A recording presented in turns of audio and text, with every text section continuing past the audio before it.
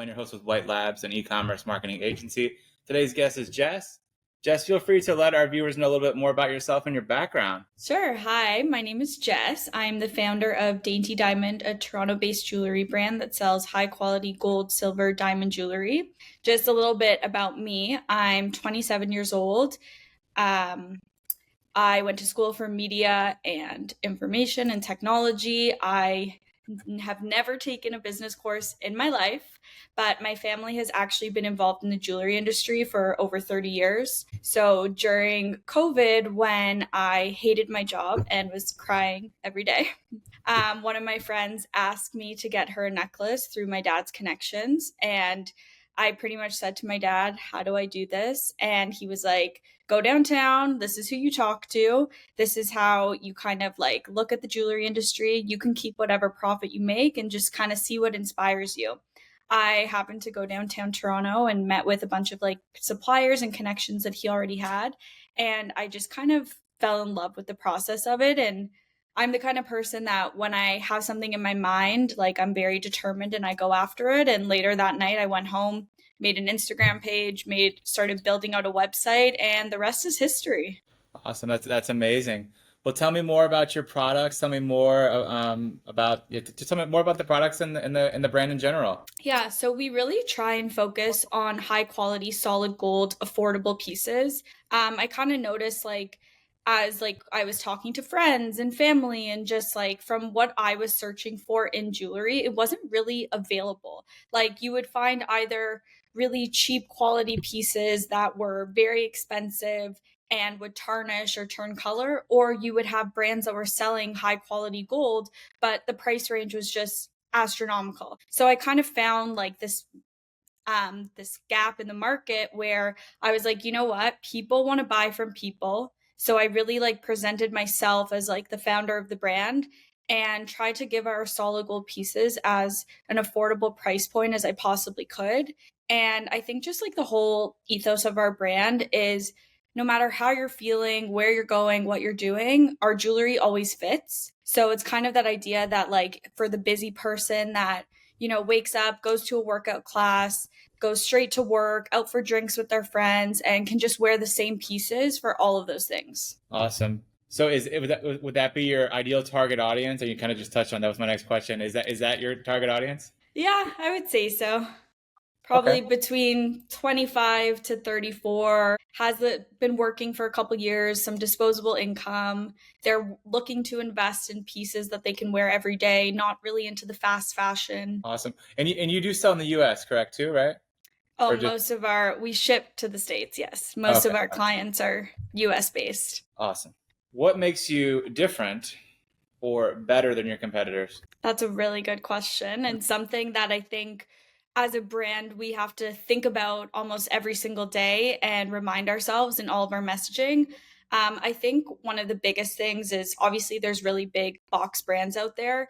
And I think where we really differentiate is that we have a personal touch point with every single customer. So if you follow us on Instagram, you comment on something, you purchase from us, like I personally will try and call or email or reach out to everyone just to like see how they found us, what they're liking from the product, what they want to see more of. So I think that's something that we really differentiate on.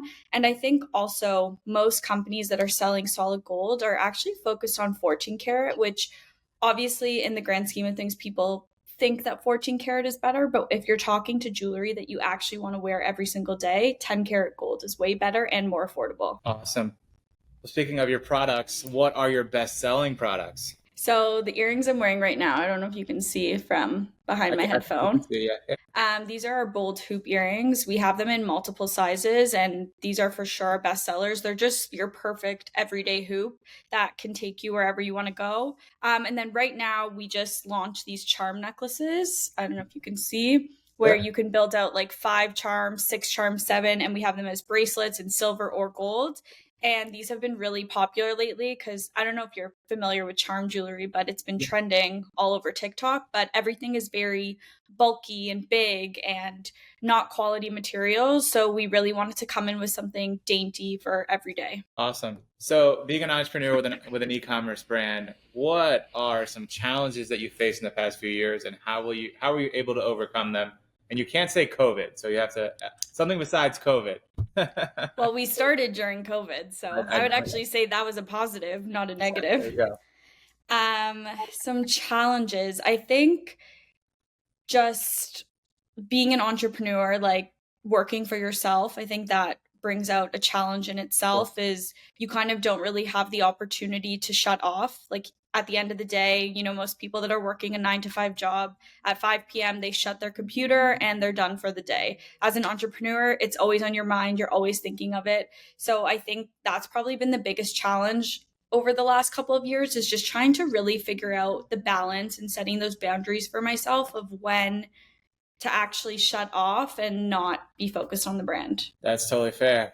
What is your future plan for yourself and the brand? It's a good question. I think I see the brand obviously growing. I really want to, I think in 5 years, probably to have like some kind of showroom or storefront, which I would love. So like obviously our main focus is the e-commerce store, but our hub is in Toronto. So I think it would be really nice for our Toronto community to have a place to shop our products in person. And we also are expanding into wedding bands and engagement rings. So I'm hoping for a lot of growth in that, and having a showroom would really help with that as well, for people to come in and try stuff on. 100%. What activities since starting the brand have helped you marketing wise? What have you done to promote the brand that's helped the most? So up until this year, everything we've done has been completely organic marketing. Awesome. I think that the biggest thing has been TikTok, just the amount of reach that you can get. And, you know, I don't think there's one formula that works. I think it's just testing out a bunch of different ideas and seeing what hits. And it's been so incredible to see that, like, one video that starts to go viral and then seeing the interactions on the website from that and the sales that come through. That's probably our biggest marketing effort. Awesome. That's great.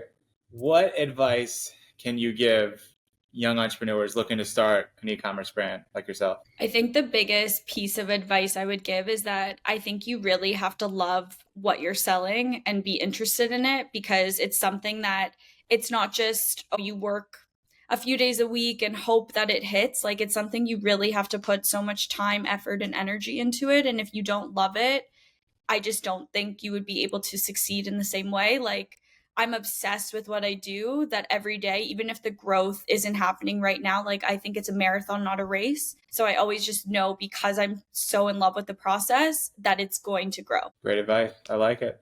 Anything that I haven't asked you that you'd want our listeners and viewers to know about yourself and the brand? I think just that jewelry should be for every day. And if you're spending money on pieces that are tarnishing or turning green and you're not wearing them every day, then don't buy into it. Actually, I don't like that one. Can we cut that? You can cut it. It's all good. It's not. We'll take it. It's fine. Don't buy cheap stuff. It's all good. We get it. Yeah, it's all good. Yeah. We got that point across. Yeah. All right, Jess. Well, I appreciate you coming on. Thank you so much for your time and your story, and it was great. Thank you so much. Thanks for having me. Definitely.